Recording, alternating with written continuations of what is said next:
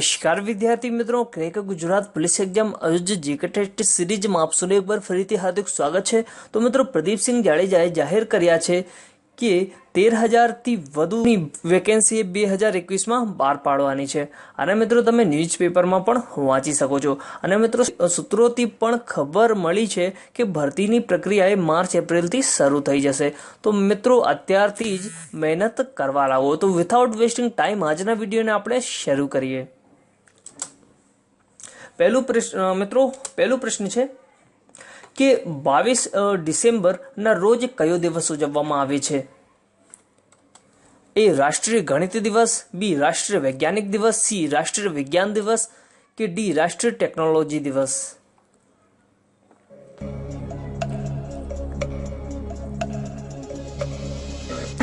તો મિત્રો, આન્સરમાં આવશે ઓપ્શન એ રાષ્ટ્રીય ગણિત દિવસ। રાષ્ટ્રીય ગણિત દિવસ 22 ડિસેમ્બરના રોજ ઉજવવામાં આવે છે। અને મિત્રો, મહાન ગણિત શાસ્ત્રી શ્રીનિવાસ રામાનુજનના જન્મદિવસ નિમિત્તે 22 ડિસેમ્બરના રોજ રાષ્ટ્રીય ગણિત દિવસ તરીકે ઉજવવામાં આવે છે। અને મિત્રો, તેઓએ આપેલ ગણિત અંગેના મહત્વના યોગદાન બદલ ભારતના તત્કાલીન વડાપ્રધાન ડોક્ટર મનમોહન સિંઘે વર્ષ 2011માં તેઓની 125મી જન્મજયંતિ 22 ડિસેમ્બરને રાષ્ટ્રીય ગણિત દિવસ તરીકે તેઓએ જાહેર કર્યા હતા મિત્રો। તો મિત્રો, રાષ્ટ્રીય ટેકનોલોજી દિવસની વાત કરીએ તો રાષ્ટ્રીય ટેકનોલોજી દિવસ એ 11મીના રોજ ઉજવવામાં આવે છે। અને વર્ષ 2012માં રાષ્ટ્રીય ગણિત વર્ષ તરીકે પણ જાહેર કરવામાં આવ્યું હતું। અને મિત્રો, રાષ્ટ્રીય વિજ્ઞાન દિવસ મિત્રો 28 ફેબ્રુઆરીના રોજ ઉજવવામાં આવે છે। રાષ્ટ્રીય ટેકનોલોજી દિવસ 11મીના રોજ ઉજવવામાં આવે છે। રાષ્ટ્રીય વિજ્ઞાન દિવસ 28 ફેબ્રુઆરીના રોજ ઉજવવામાં આવે છે।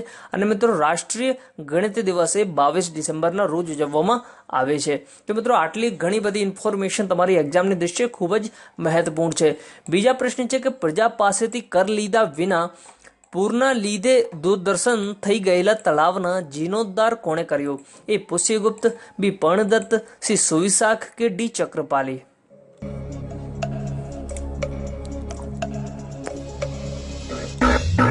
તો મિત્રો, આન્સરમાં આવશે ઓપ્શન સી સુવિશાખ। સુવિશાખે પ્રજા પાસેથી કર લીધા વિના પૂરના લીધે દુર્દર્શન થઈ ગયેલા તળાવનો જીર્ણોદ્ધાર કર્યો હતો। અને મિત્રો, રુદ્રદામાના સમયે ભારે વરસાદથી સુવર્ણરસિકતા એટલે કે પલાશણી નદીમાં ભારે પૂર આવ્યું, તેથી તળાવનો બંધ ઈસવીસન 150માં તૂટી ગયો, જેમાં 420 હસ્ત લાંબુ તથા 420 હસ્ત પહોળું અને 75 હસ્ત ઊંડું ગાબડું પડ્યું હતું। ત્યારે આનર્થ સૌરાષ્ટ્રના પાલન અર્થે નિમાયેલા પહેલા કુલેપ પુત્ર અમાત્ય સુવિશાખે તૂટેલા બંધના નિર્માણ માટે રાજાને પ્રસ્તાવ મોકલ્યો હતો, પરંતુ મિત્રો દરબારમાં તેમનો વિરોધ થયો।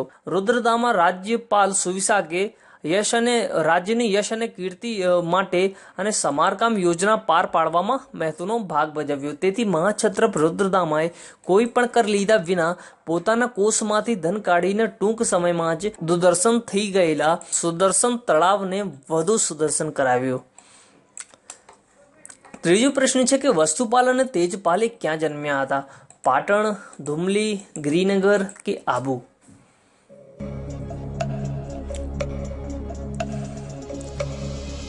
તો મિત્રો, આન્સરમાં આવશે ઓપ્શન એ પાટણ। વસ્તુપાલ અને તેજપાલે પાટણની અંદર તેઓ જન્મ્યા હતા। અને મિત્રો, વસ્તુપાલ અને તેજપાલ એક્ઝામની દ્રષ્ટિએ ખૂબ જ મહત્વપૂર્ણ ટોપિક છે। તો મિત્રો, વસ્તુપાલ અને તેજપાલની ઇતિહાસ આપણે સમજીએ। તો મિત્રો, વસ્તુપાલ અને તેજપાલનો જન્મ 85 અને 86માં થયો હતો। અને પિતા કોણ હતા તેમના? તો અશ્વરાજ। અને માતાનું શું નામ હતું? તો કુમારદેવી। પિતા અશ્વરાજ હતા અને માતા કુમારદેવી હતી। તેમનો જન્મ ક્યાં થયો હતો? તો પાટણની અંદર। અને જ્ઞાત કઈ હતી? તો વણિક જ્ઞાતના તેઓ ભાઈઓ હતા। અને મિત્રો, તેજપાલની પત્નીની વાત કરીએ તો તેમનું નામ અનુપમા દેવી અને બીજી પત્નીનું નામ સુહળા દેવી। અને વસ્તુપાલની આપણે વાત કરીએ તો લલિતા દેવી તેમની પત્નીનું નામ હતું। અને મિત્રો, તેમના ગુરુ કોણ હતા? તો વિજયસેન સુરી એ વસ્તુપાલ અને તેજપાલના ગુરુ હતા। અને ગુજરાતનો બીજો સુવર્ણ યુગ કયો ઓળખાય છે? તો વસ્તુપાલ અને તેજપાલનો સમય એ ગુજરાતનો બીજો સુવર્ણયુગ કહેલાય છે. અને મિત્રો એક્ઝામની દ્રષ્ટિએ ખૂબ જ મહત્વનું આ ટોપિક છે. અને મિત્રો અશ્વરાજ અને કુમારદેવીના 4 પુત્રો અને 7 પુત્રીઓ હતી. તેમાંથી વસ્તુપાલ અને તેજપાલ જ જીવિત રહ્યા હતા. વસ્તુપાલ અને તેજપાલ પોતાનું બાળપણ સુહાલકપુર ગામમાં વિતાવ્યું હતું. કયા ગામમાં? તો સુહાલકપુર ગામમાં વિતાવ્યું હતું. અને વીર ધવલે તથા લવણ પ્રસાદે વસ્તુપાલને મહામાત્ય અને તેજપાલને મંત્રી બનાવ્યા હતા. વસ્તુપાલનું ઉપનામની વાત કરીએ તો કુરચાલ સરસ્વતી, ડાળીવાલા સરસ્વતી, કવિ કુંજર, કવિ ચક્રવર્તી, સરસ્વતી કંઠભરણ, લઘુ ભોજરાજ, વસંતપાલ અને મહાકવિ. તો મિત્રો વસ્તુપાલ એક કવિ પણ હતા. તો મિત્રો તેમને આટલા ઘણા બધા તેઓને ઉપનામ પણ મળ્યા હતા. અને મિત્રો વસ્તુપાલના મહાકાવ્યની વાત કરીએ તો તેમના આદિનાથ સ્ત્રોત અને નરનારાયણાનંદ નામના મહાકાવ્ય ખૂબ જ પ્રસિદ્ધ છે. સ્થાપત્યની વાત કરીએ તો વસ્તુપાલે શત્રુંજય પર્વત પર ઇન્દ્રમંડપ, ગિરિનાર પર્વત પર વસ્તુપાલ વિહાર અને પાર્શનાથ વિહાર અને ધોલકાની અંદર આદિનાથ મંદિર બંધાવ્યું હતું. અને તેજપાલની વાત કરીએ તો તેજપાલે ધોળકામાં નેમિનાથ મંદિર, પાટણમાં અશ્વરાજ વિહાર અને આબુ ઉપર નેમિનાથ મંદિર બંધાવ્યું હતું. તેજપાલે પોતાના પુત્ર લુણની યાદમાં આબુ પર લુણવસિંહ નામનું આરસનું મંદિર બંધાવ્યું હતું, જેમાં આદિનાથની મૂર્તિ તથા દેવરાણી જેઠાણીના ગોખલા ભવ્ય છે. અને ગુજરાતમાં જે બાંધકામનું મિત્રો એક તથ્ય છે કે ગુજરાતમાં જે બાંધકામનું કર્તાનું નામ જાણી શક્યા નથી તે બધાને બાંધનાર વસ્તુપાલ અને તેજપાલ જ માનવામાં આવે છે. આઈ હોપ મિત્રો આ વિડીયોમાં તમને મજા આવી હશે. તો મિત્રો મજા તમને પડી હોય તો મિત્રો એક લાઈક જરૂરથી આપી દેજો. મિત્રો આગળ વધીએ ચોથા પ્રશ્ન ઉપર કે બરડો ડુંગર એ ક્યાં આવેલો છે? પોરબંદર, સુરત, ડાંગ કે ભાવનગર?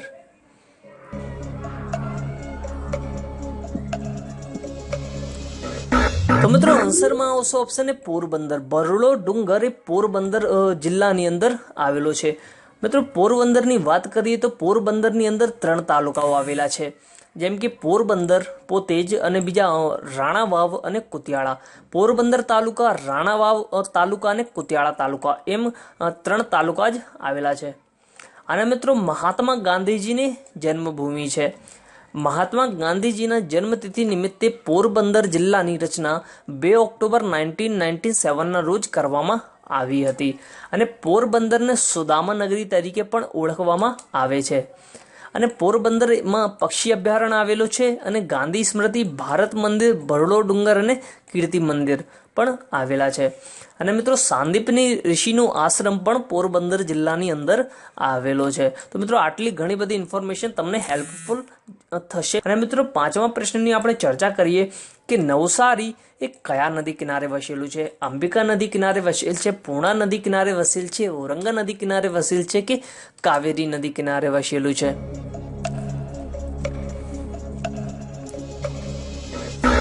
તો મિત્રો આન્સરમાં આવશે ઓપ્શન બી, પૂર્ણા નદી કિનારે વસેલું છે. તો મિત્રો નવસારી એ પૂર્ણા નદી કિનારે વસેલું એક શહેર છે. અને મિત્રો નવસારી શહેરની આપણે વાત કરીએ તો ભારતના ગ્રાન્ડ ઓલ્ડમેન દાદાભાઈ નવરોજી અને ઉદ્યોગોના મંદાતા જમશેદજી તાતાનું જન્મ સ્થળ કયો છે? તો નવસારી છે મિત્રો. અને 6 તાલુકાઓ આવેલા છે નવસારીની અંદર. 2 ઓક્ટોબર 1997ના રોજ તેમની સ્થાપના કરવામાં આવી હતી. અને વલસાડ જિલ્લાથી નવસારી જિલ્લો બનાવવામાં આવ્યો હતો. તો મિત્રો નવસારી જિલ્લો એ વલસાડ જિલ્લામાંથી અલગ થયેલો એક જિલ્લો છે. અને નવસારી જિલ્લાને પુસ્તકોની નગરી કહેવામાં આવે છે. અને ગુજરાતમાં આવેલી 4 કૃષિ યુનિવર્સિટીઓ પૈકી એક નવસારી એગ્રીકલ્ચર યુનિવર્સિટી છે. અને મિત્રો વલસાડ જિલ્લાથી નવસારી જિલ્લો બનાવવામાં આવ્યો હતો. 6મો પ્રશ્ન જોઈએ કે રાજ્ય વિધાનસભામાં વિરોધ પક્ષના નેતા બનવા માટે ઓછામાં ઓછી કેટલા ટકા બેઠકો મેળવવી પડે છે? 15%, 8%, 10% કે 12%?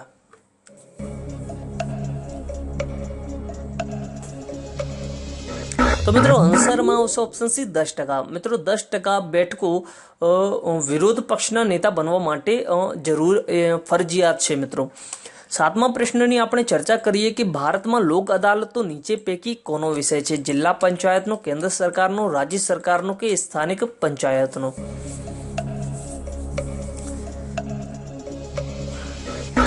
તો મિત્રો આન્સરમાં આવશે ઓપ્શન ડી, સ્થાનિક પંચાયતનો. લોક અદાલતો એ સ્થાનિક પંચાયતનો વિષય છે. આઠમા પ્રશ્નની આપણે ચર્ચા કરીએ કે નીચેનામાંથી કોણ સૌરાષ્ટ્ર સરકારની રચના બાદ પ્રથમ સ્પીકર તરીકે નિમાયા હતા? હંસાબેન મહેતા, મૃદુલા સારાભાઈ, અરુણા અસફ અલી કે પુષ્પાબેન મહેતા?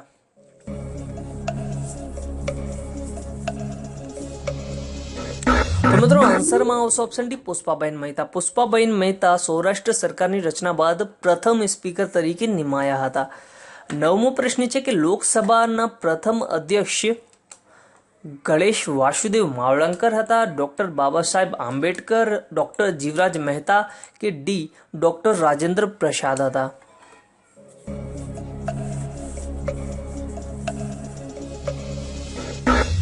તો મિત્રો આન્સરમાં આવશે ઓપ્શન એ, ગણેશ વાસુદેવ માવલંકર. ગણેશ વાસુદેવ માવલંકર લોકસભાના પ્રથમ અધ્યક્ષ હતા.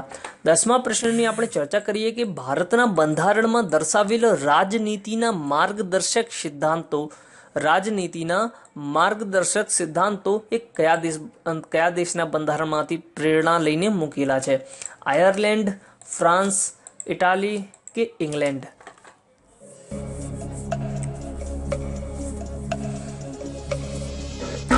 મિત્રો રાજનીતિના માર્ગદર્શક સિદ્ધાંતો એ આયર્લેન્ડ દેશમાંથી લેવામાં આવ્યો છે.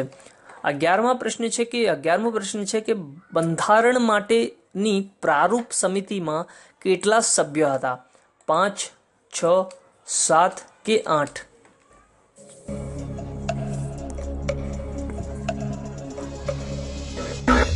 તો મિત્રો આન્સરમાં આવશે ઓપ્શન સી, 7. અને મિત્રો એક ગુજરાતી સભ્ય કોણ હતા એ તમને નીચે કમેન્ટ બોક્સમાં જણાવવાનું છે, જરૂરથી જણાવવાનું છે. તો મિત્રો કમેન્ટ બોક્સમાં લખજો કે આ 7 સભ્યોમાંથી એક ગુજરાતી સભ્ય કોણ હતા. 12મો પ્રશ્ન છે કે ભારતના કયા વૈજ્ઞાનિકે સૌપ્રથમ નોબેલ પુરસ્કાર પ્રાપ્ત કર્યો?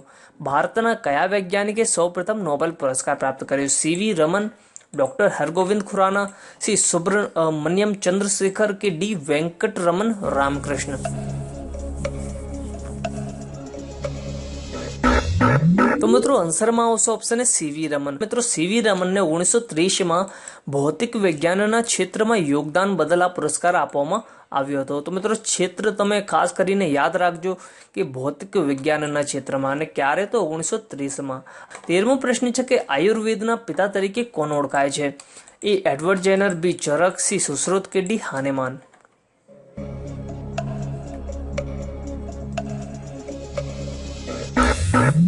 તો મિત્રો આન્સરમાં આવશે ઓપ્શન બી, ચરક. આયુર્વેદના પિતા તરીકે ચરક ઓળખાય છે.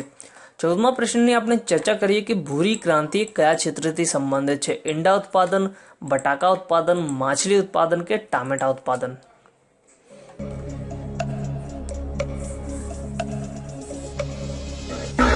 તો મિત્રો આન્સરમાં આવશે ઓપ્શન સી, માછલી ઉત્પાદન. ભૂરી ક્રાંતિ માછલી ઉત્પાદનથી સંબંધિત છે. 15મો પ્રશ્ન છે કે નાટોનું પૂરું નામ શું છે? Non Atlantic treaty organization, B north Atlantic treaty organization, C non Atlantic treaty organization કે D north Atlantic treaty organization?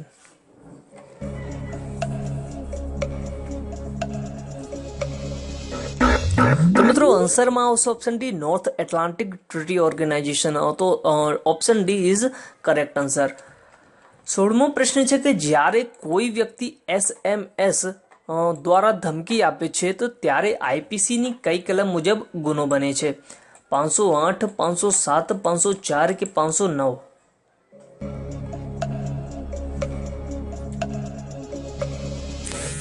તો મિત્રો આન્સરમાં આવશે ઓપ્શન બી, 507. 507 આઈપીસીની 507 નંબરની કલમ મુજબ તેઓ એક ગુનો બને છે.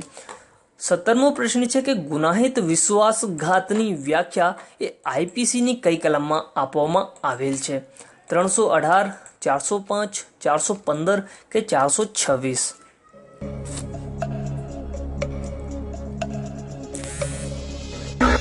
તો મિત્રો આન્સરમાં આવશે ઓપ્શન બી, 405. 405 એ વિશ્વાસઘાતની વ્યાખ્યા ની વ્યાખ્યા 405 કલમની અંદર આપવામાં આવેલ છે.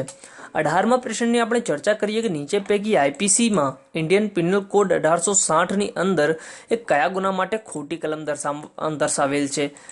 બલાત્કાર 371, બી ઠગાઈ 415, સી ચોરી 378 કે ડી ધાડ 391.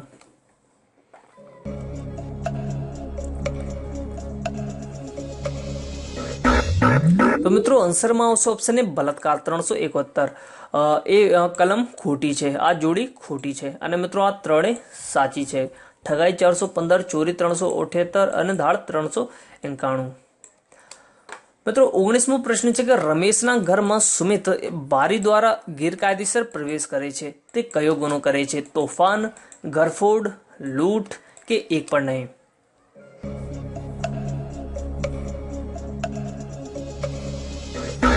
તો મિત્રો આન્સરમાં આવશે ઓપ્શન બી ઘરફોડ. તે કયો ગુનો કરે છે? તો મિત્રો આન્સરમાં આવશે ઘરફોડ ગુનો કરે છે. મિત્રો રમેશના ઘરમાં સુમત બારી દ્વારા ગેરકાયદેસર પ્રવેશ કરે છે, તેમણે ઘરફોડ કહેવાય. તો મિત્રો 20મો પ્રશ્ન છે કે નીચેનામાંથી કયા પુરાવા ન્યાયિક કોર્ટમાં સ્વીકારશે નહીં? દસ્તાવેજી પુરાવા, ફોરેન્સિક પુરાવા, મૌખિક પુરાવા કે પોલીસ અધિકારી સમક્ષ આપેલા નિવેદન? તો મિત્રો આન્સરમાં આવશે ઓપ્શન ડી, પોલીસ અધિકારી સમક્ષ આપેલા નિવેદન એ ન્યાયિક કોર્ટમાં સ્વીકારશે નહીં. મેજિસ્ટ્રેટ સમક્ષ નિવેદન આપવા જોઈએ. અને મિત્રો આ ત્રણેય દસ્તાવેજી પુરાવા, ફોરેન્સિક પુરાવા અને મૌખિક પુરાવા આ ત્રણેય પણ સ્વીકારશે. મિત્રો લીઝન ઓફ મેરિટ એવોર્ડ તાજેતરમાં યુનાઇટેડ સ્ટેટ્સના રાષ્ટ્રપતિ ડોનાલ્ડ ટ્રમ્પે વડાપ્રધાન નરેન્દ્ર મોદીને ભારતના નેતા તરીકે યોગ્ય સેવા આપવા બદલ યુએસના સર્વોચ્ચ મિલિટરી સન્માન એવા લીઝન ઓફ મેરિટ એવોર્ડથી નવાજ્યા છે. અને મિત્રો યુએસએના વ્હાઇટ હાઉસ ખાતે રાષ્ટ્રીય સુરક્ષા સલાહકાર રોબર્ટ ઓબ્રાયન તરફથી વડાપ્રધાન વતી ભારતના રાજદૂત તરણજીત સિંહ દ્વારા આ એવોર્ડ સ્વીકારવામાં આવ્યું છે. મિત્રો લીઝન ઓફ મેરિટ એવોર્ડ, આ મિત્રો આ નામ ખાસ કરીને યાદ રાખજો, લીઝન ઓફ મેરિટ એવોર્ડ. મિત્રો આજે 23 ડિસેમ્બર છે અને 23 ડિસેમ્બરના રોજ રાષ્ટ્રીય ખેડૂત દિવસ ઉજવવામાં આવે છે. અને મિત્રો દર વર્ષે 23 ડિસેમ્બરના રોજ ભારતમાં રાષ્ટ્રીય ખેડૂત દિવસ ઉજવવામાં આવે છે. અને મિત્રો આ દિવસ ભારતના ભૂતપૂર્વ વડાપ્રધાન ચૌધરી ચરણસિંહની યાદમાં ઉજવવામાં આવે છે. અને મિત્રો આ દિવસને ચૌધરી ચરણસિંહની જયંતિ તરીકે પણ ઉજવવામાં આવે છે. અને મિત્રો ચૌધરી ચરણસિંહનો જન્મ પણ 23 ડિસેમ્બરના રોજ થયો હતો. અને મિત્રો ચૌધરી ચરણસિંહની સમાધિનું તમારે નામ કમેન્ટ બોક્સમાં જણાવવાનું છે.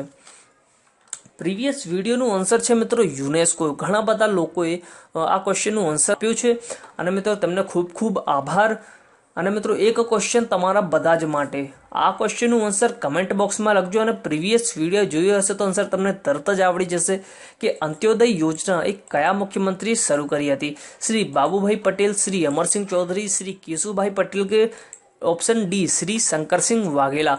આન્સર મિત્રો તમને કમેન્ટ બોક્સમાં લખવાનું છે. અને મિત્રો આ ક્વિઝમાં તમારે જવાબ કેટલા સાચા પડ્યા એ પણ તમને નીચે કમેન્ટ બોક્સમાં જરૂરથી લખજો. તો મિત્રો આ વિડીયો તમને હેલ્પફુલ લાગ્યો હોય તો એક લાઇક આપજો અને તમારા મિત્રો સાથે શેર કરજો.